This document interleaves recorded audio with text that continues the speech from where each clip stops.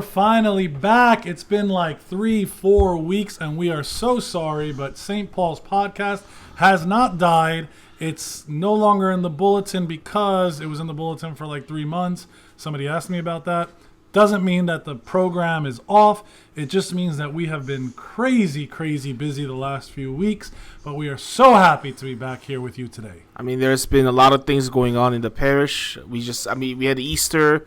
We had to celebrate. Oh my goodness. Just preparing for all those things. Holy Week, the Triduum, RCIA, we had the confirmation, the baptism. First communions, baptisms.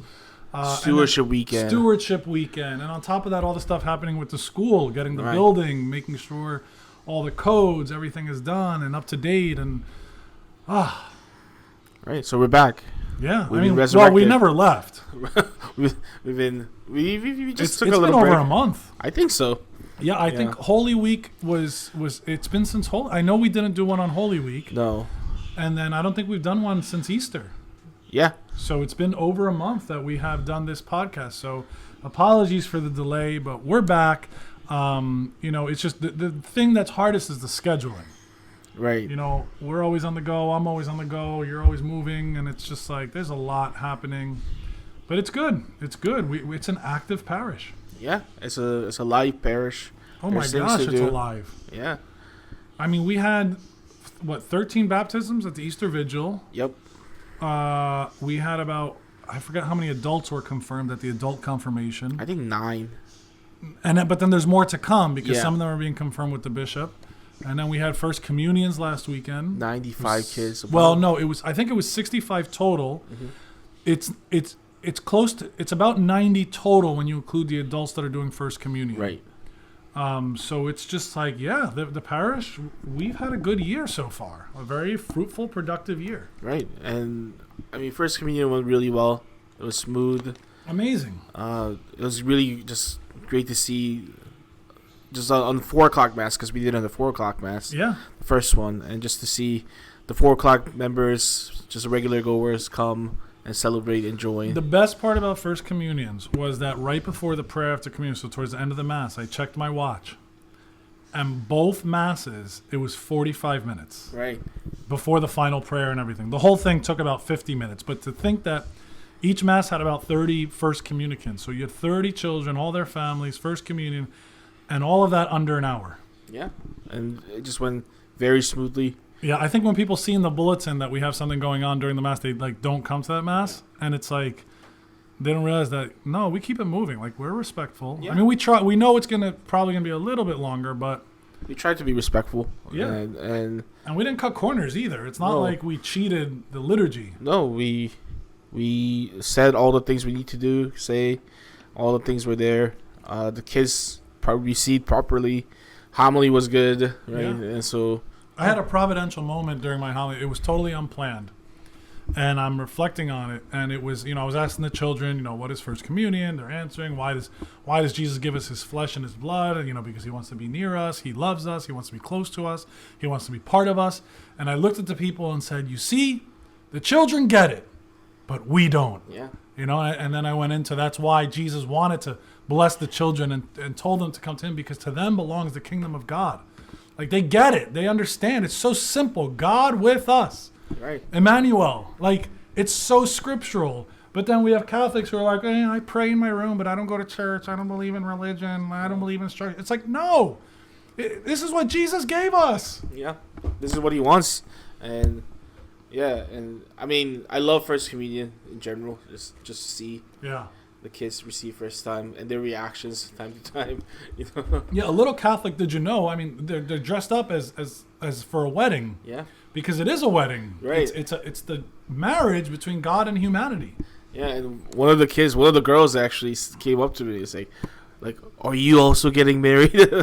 So she knew, intuitively she knew, I'm getting married to God today. Yeah, and it was a beautiful thing just to look and hear it. Why don't people get it?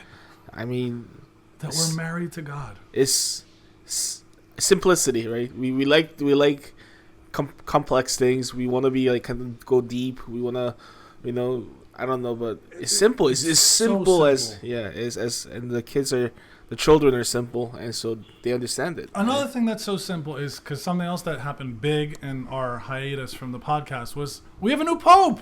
We do. Pope Leo the 14th. Yeah.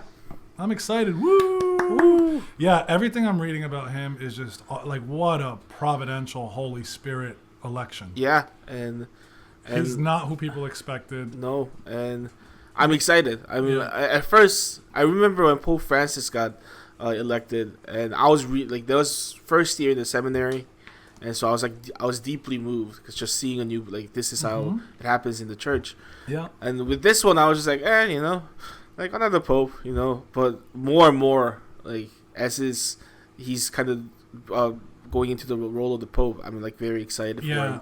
For me, it was the opposite. I found this election, for some reason, I was very moved when he came out onto the loggia and gave the blessing. I don't know. I was very inspired from the moment he came out. I was like, this is the I had a deep feeling inside, like this is it. This is the right guy. And I'm excited. I'm excited for our new pope.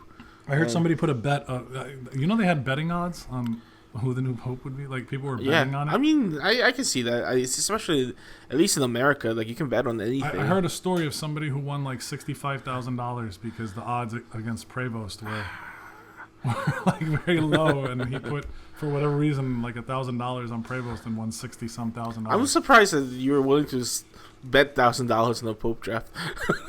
Well, there's people out there, as we know, that treat $1,000 like if it's pennies.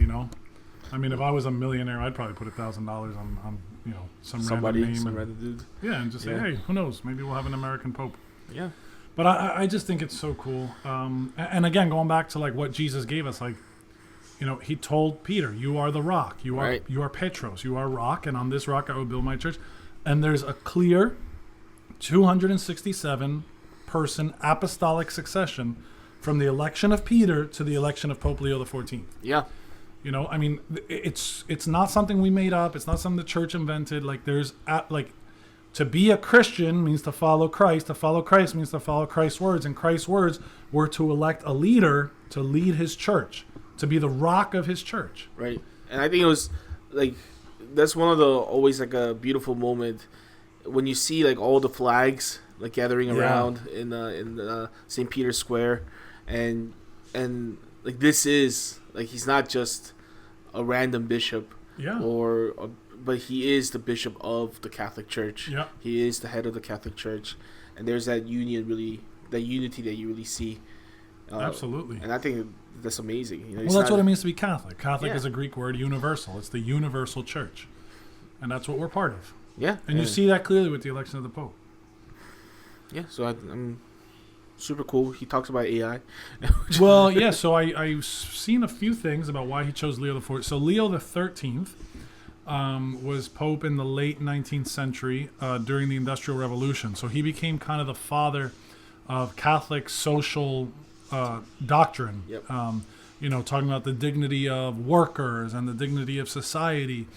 And I think Pope Leo the 14th providentially saw that we are in a transitional phase with technology, with AI, and it looks like his selection was based on that motivation from Leo the 13th responding to technological advances, and now a renewed need to respond to technological advances in the world today. Right.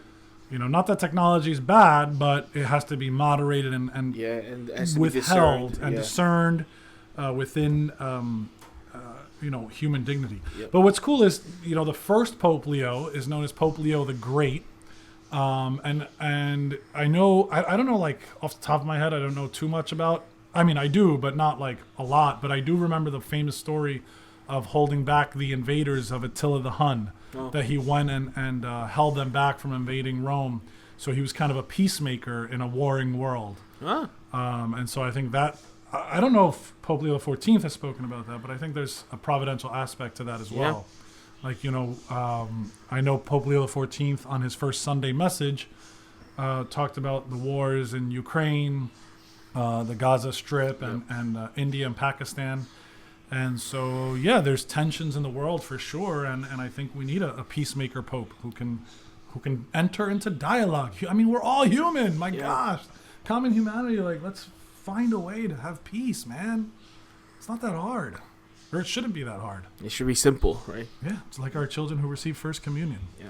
So that is all good stuff. I mean, just so much going on in the church right now. I think it's also amazing for the church in the United States. On the homily this past Sunday, I preached at the Spanish Mass. And I said, we really should be proud of not just an American Pope, but a Latin American Pope. He spent most of his career in Peru. He's a naturalized citizen in Peru. And so we should be proud that that seed of faith that has been planted here in the Americas is now, leading the whole Catholic Church, the worldwide Catholic Church. And, especially, I understand Italian, but when he speaks English, I feel like it's not so distant. Yeah. There was always this cloud of mystery around the popes who spoke Italian, Polish, Spanish. But there's something about hearing an American English-speaking pope. Right. I feel like if I met him, it wouldn't be like oh my gosh, I'm in the presence of... It'd be like, hey, Pope Leo, how are you? God bless you. My name is Joe. I'm from Jersey City. I'm the pastor. It'd be more just like a natural conversation. Yeah, like someone who knows and understands me. Yeah, I always kind of imagine. I never talked with the Pope in person. I saw him drive by, when I was visiting Rome. But yeah, there's a familiarity there where I don't have to think about what should I say. Yeah. How can I what are the words will he understand? Right. Or do I have to say slowly or loud? What would you say to the Pope if you could tell him something? I'm not. It's an honor to meet you. if he asked you, Father Jay, I don't know. Let's think. If you were to engage, if you had the choice to engage in one topic, one conversation with the Pope, what would you talk about? I think it might be. That's a good question. I think I want to talk about how does he think what is his idea of engaging the culture?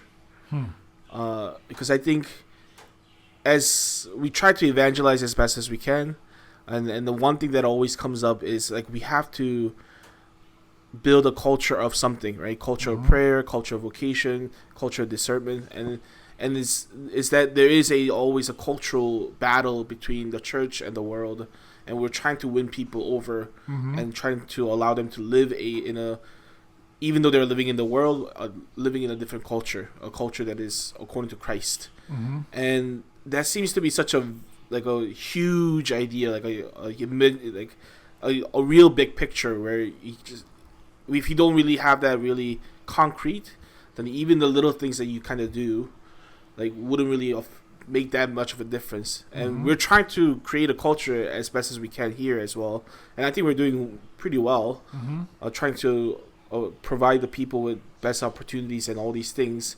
But I just want to get to because he is the head of the church, so how is he what's his idea of engaging and building a culture as the Pope, right? Because he has so much influence, right? And I think that's one of the things that I can actually sit down and talk with him if he actually engages.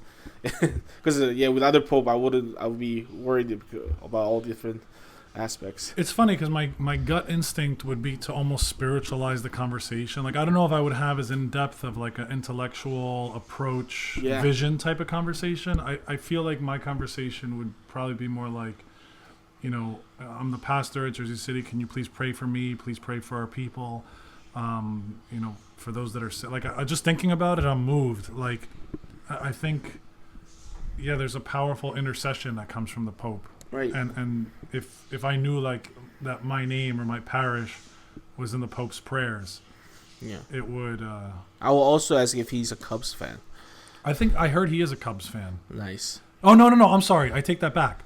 I heard he's a white. No, they said he was a Cubs fan when he was first elected.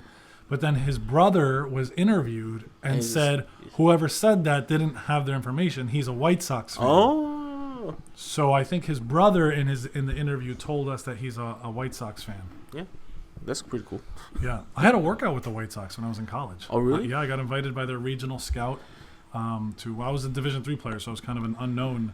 Yeah. But I got invited. It was at Pace University, the workout, and it was players from like University of Miami, all like the big name schools, and then me.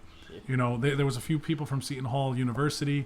One kid who I actually knew, who I ended up facing in the trial because we had played each other in high school, and he was good. I forget his name, Rob something. I mean, he was throwing 92, 93, Wow. you know, spotting corners. But I got a single off of him up the middle, and I killed it in the batting practice. You got 12 pitches in batting practice, wood bat, and I think I hit 4 out of the park.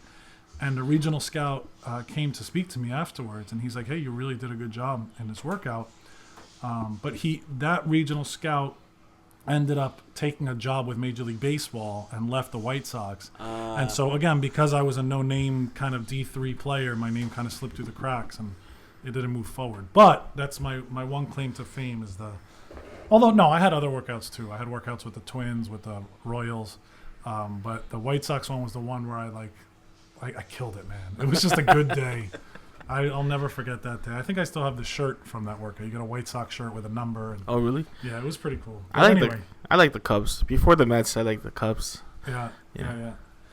But no, it's exciting stuff for our church. Absolutely, I'm very excited about this. Yeah. I did want to talk about Stewardship Weekend because that was important. Yes. It was May 4th. We had that on Sunday. Yeah, the first weekend of May. Yeah. Yeah, and so we talked about online giving, regular stewardship, Right. you know, continuing the mission of the church through our donations, through our tithing. What was your take on it? I mean, I think we kind of, I'm not sure about achieve, but at least communicated what we kind of wanted to, which is what is stewardship actually. It's not just asking about money. I think anything that it kind of becomes awkward when we have to ask for money kind of thing. And we're not really, I mean, we are asking for it, but because it's necessary, because like we said, there's so many background things that are happening to just have a mass, right? I mean, even in mass itself, like we have to worry about the music, the homilies, the lighting, The lights, the AC, and all those things, and those do play the sacristy, a role in maintaining the buildings and maintaining the boilers and all those things, which right, nobody really thinks about it because it's like, hey, yeah, we're here to worship, which is true, right? But we have to create that worship environment, right, and to provide and to upkeep that environment and to improve, right, then it's not possible without the support from the people. Yeah. And stewardship is exactly, I think, that in this, it's the commitment of the people saying that, no, this does matter to us, and we're willing to support it in any way possible. Yeah. And the easiest way and the most measurable way, I will always say, is financial donation. Absolutely. Right. And so, but more so, we're kind of encouraging the people to really commit themselves to the parish, right? Yeah. Really invest in the parish, and we did see some rise in online giving, which is great. Yeah. And that's just an easy way that we wanted to make easy for the people too. We don't want to keep bothering the people. Hey, like, remember your envelopes. Remember your, like, this is coming up. Like, it's like, hey, if you just make online giving, like, you don't have to worry about it. It's just right. like, you're just subscribed, so to speak. Yeah, you just give and that's it. And you can just focus on what you want to focus on, which is the worship itself. And so I think that was kind of, and then I think the testimony from Benedicta and Bernardo. And Bernardo was really good. And Benedicta, I didn't really understand the Spanish one, but I think it was powerful, just kind of seeing, like, even her growth. And, like, at first, because of whatever circumstances she was in, she was giving a little, and then over time she increased because out of the generosity of her heart and the love her love for the parish. And her testimony was just so genuine and sincere. Yeah, and it was really human. moving. Yeah.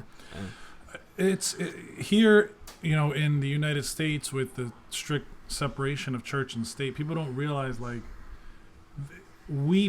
support ourselves. You know, in some countries in Europe, Right. the church gets tax dollars. So, for example, in Italy, there's so many churches. There's no way those churches are maintained by The people. donations. Yeah. So what it is when they fill out their taxes, they say if they're Catholic, and I forget the percentage. There's an exact percentage of their taxes will actually go to their religion. So it's not just Catholics; it's other religions too.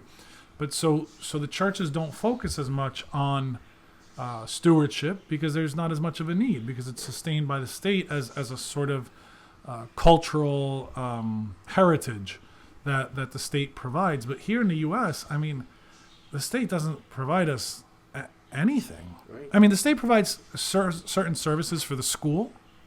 There's certain what's called title monies that come into the school, and that's usually for like technology, security, guidance counselors, things like that.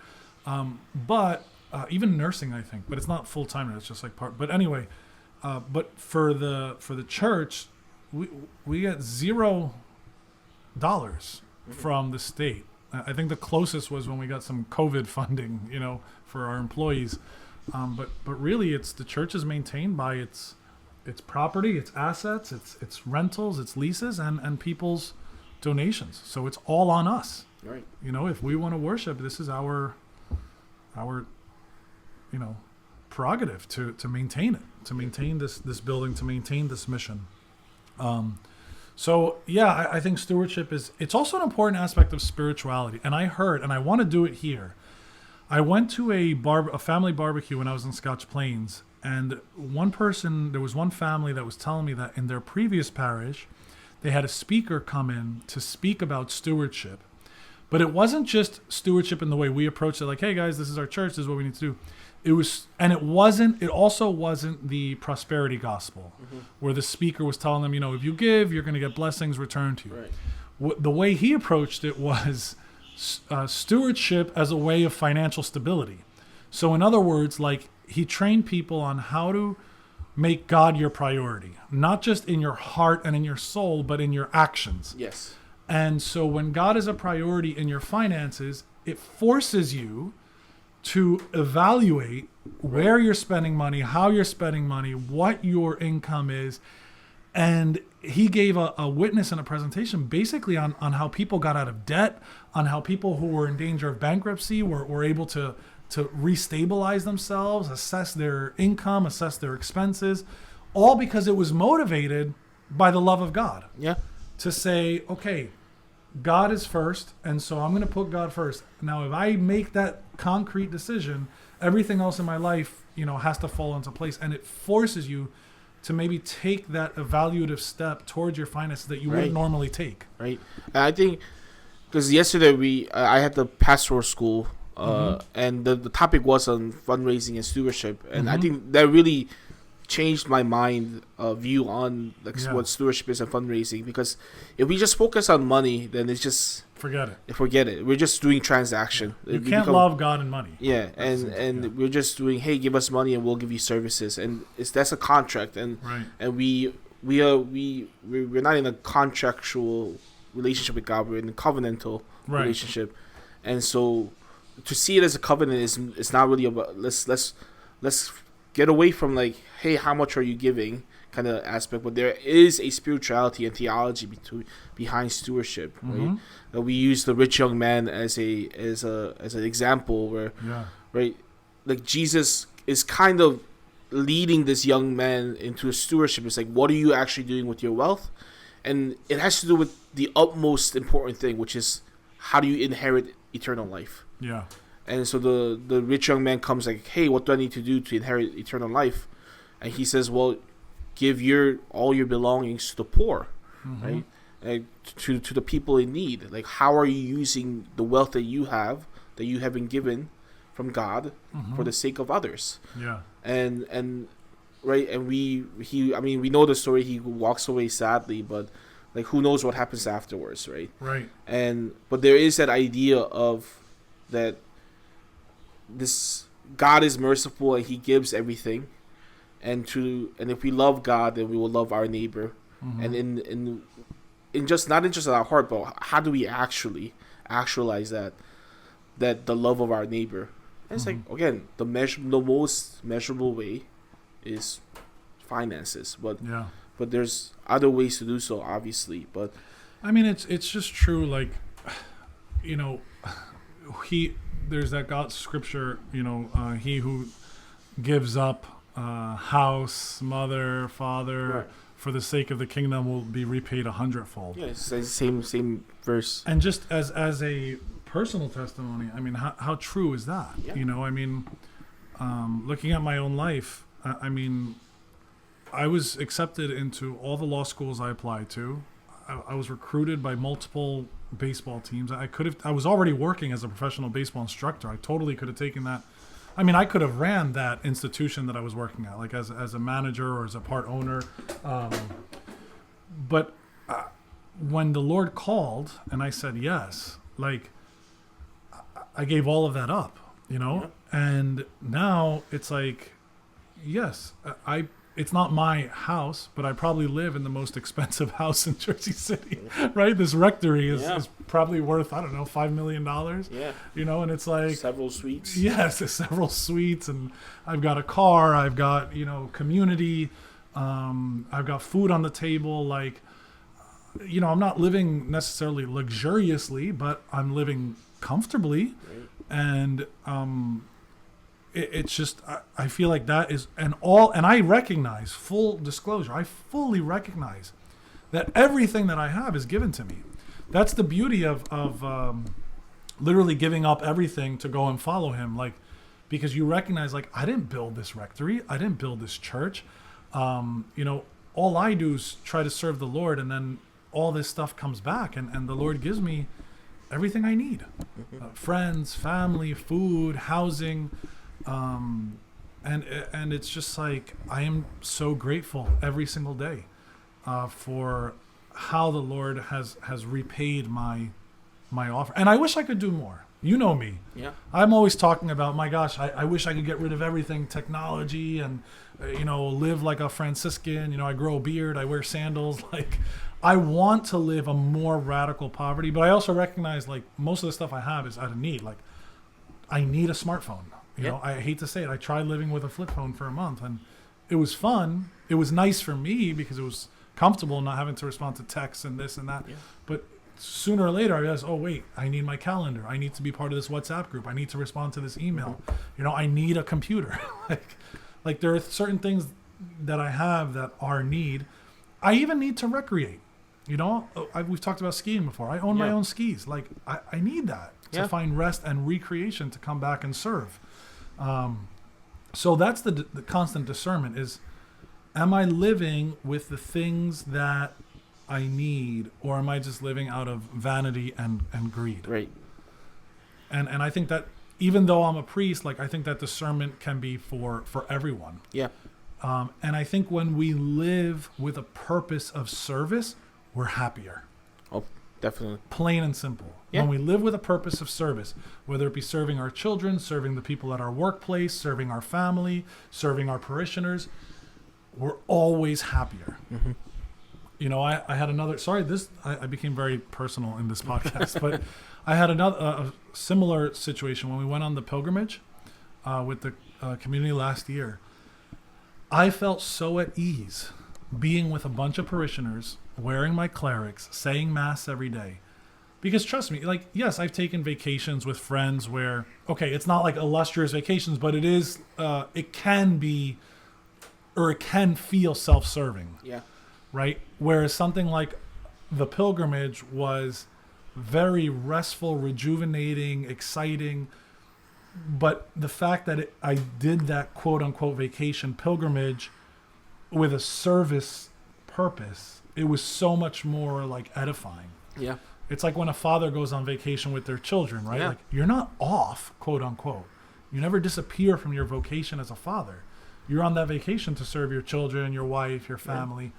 And so everything with the purpose of service will always make us happier. Yeah. I think anything that is life-giving, like oriented in the giving of life to others, is always more edifying, more joyful, because that's what we're meant for. Yeah. Yeah.